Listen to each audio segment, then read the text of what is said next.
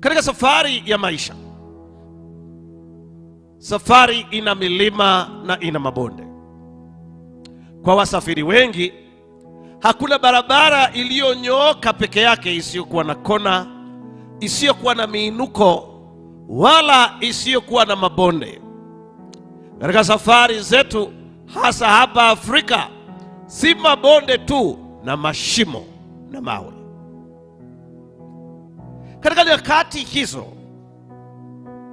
ambazo zinafananishwa na safari, waweza ukajiuliza ya kwamba katika magumu haya na changamoto hizi, milima hii mikubwa ninawezaje kuivuka? Msaada wa milima ya matatizo utatoka wapi?